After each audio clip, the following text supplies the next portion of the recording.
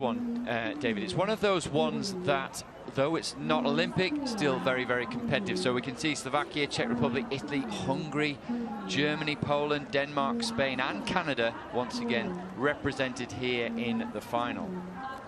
Yes, look, be an interesting race. Certainly you can definitely factor in the Germans as being a very competitive crew here. Martin Hill and Thomas Grossman, they're really quite experienced, young paddlers, but really high quality. But also the Poles, I mean, the Polish have really come out with this season, come out with really quality paddlers, showing their mark in that K4 500 and K2 500. Although they weren't in that run there, but they're showing that they're starting to find some form leading into next year's Olympic qualification. So expect them to be quite competitive in this race as well.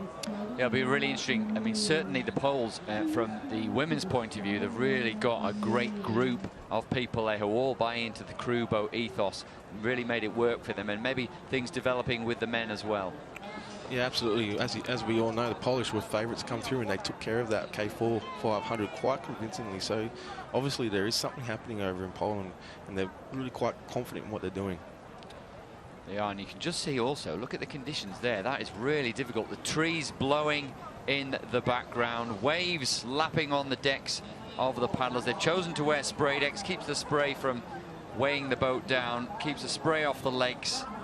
And yeah, this will be an interesting one. You've talked about this already. It could be those that have the experience that know, look, this is an outdoor sport. It could well be wavy. It could well be difficult. They're going to have to change their race plan possibly and embrace the conditions. They certainly can't change them. Absolutely. As you can see, that headwind coming back, and there's a bit of bounce back off that brick wall back there. So this first 100 is going to be a little bit tricky. And as we've mentioned, you're going to have to protect that back end. So being with this headwind, all the little weaknesses that you're focusing on your race plan, you've got to minimise those weaknesses, because a headwind's going to punish any weakness that you do have. So those type of things that really factor into a headwind is efficiency and connection in a team boat. Interesting. So the headwind being a little bit like a microscope. If there are any kinks in your armour, we're going to see them in the headwind. Well, we've got Balas and Misak from Slovakia in lane 1.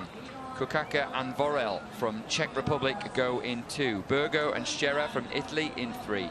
No and Kulifai from Hungary in 4. Hiller and Grossman from Germany in 5. Vekvert and Lesinski from Poland go in 6. Gravison and Jensen from Denmark in 7. Goratachegi and Vasquez from Spain in 8. And Lowe and Malfisi from Canada, nearest to your picture, go in lane 9. The final of the K2 men 1,000 meters are underway. Look at that, the spray, can see it's a headwind. The bow spraying up water as it makes its way down this course. Germans away to a good start in the black boat in the centre of your picture. But remember, this is 1,000 meters. In normal conditions, it might be a little over 3 minutes. Could be a little bit longer than that this time round. So again, like we've seen before, tactics may well come into play. Absolutely, particularly in this first 100. A lot of crews aren't going to just drag that start out and that top end speed too long. They're going to settle into their race pace a lot quicker. And as you can see, we're in the 200 meter mark. They're already into their race pace and settling in for a long, hard slog here. That's right. You make it sound like a bit of a grind. Well, I guess it is a little bit, and it'll be who manages to keep their powder dry towards the end, who has the most efficient stroke, and not only the most efficient stroke, but also is able to work together with their partner in the boat, understanding where to apply the pressure, where in the stroke, but also where in the race. Looks like the Slovaks out wide in lane 1 have decided to put it out there. They've decided they want to race the race on their own, so you can see the rate's just a little higher, so they're just going to try and put it out there, race those. Well, they're on their own, but they're going to see what they can do out there. Germans just sticking to their guns. You can see that rate, that efficiency, the rate's a little bit lower, well connected, good angles on the blades, moving through that headwind.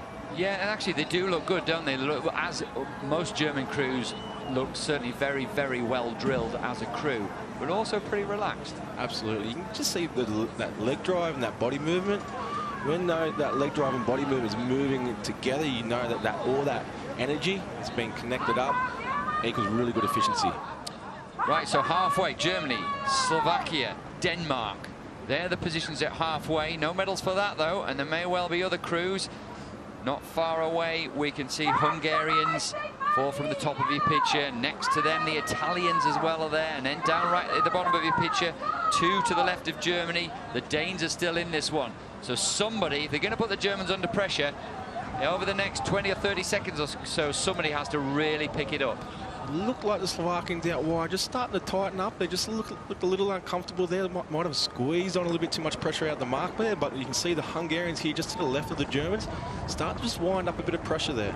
Italians as well.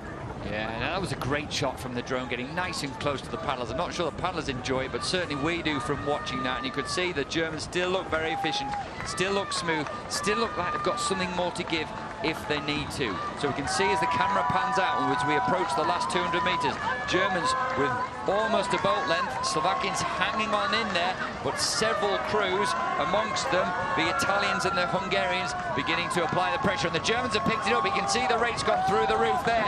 Goodness me, this is quite a demonstration. They are absolutely annihilating the rest of the competition here in the K-2 1,000 meters.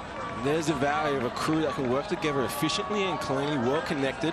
They've got that energy to finish off strong into this headwind. And you can see that rate's gone up, right up, 10 beats at least, and they're just putting daylight between them and the Italians.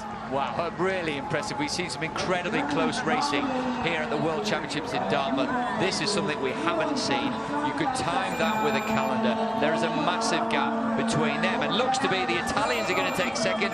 Incredibly close. Maybe the Hungarians or the Danes take the bronze.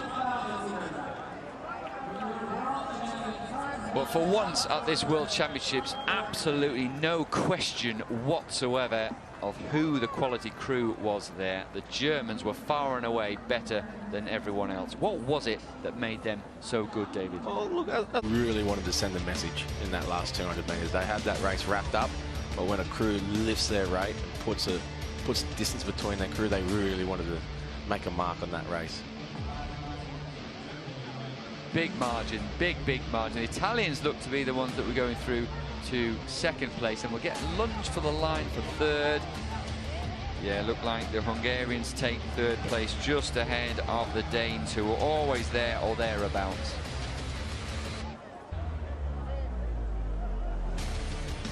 Very pleased. Thomas Canoe, who leads up the International Federation and former president of the German Federation, will be delighted with their gold medal.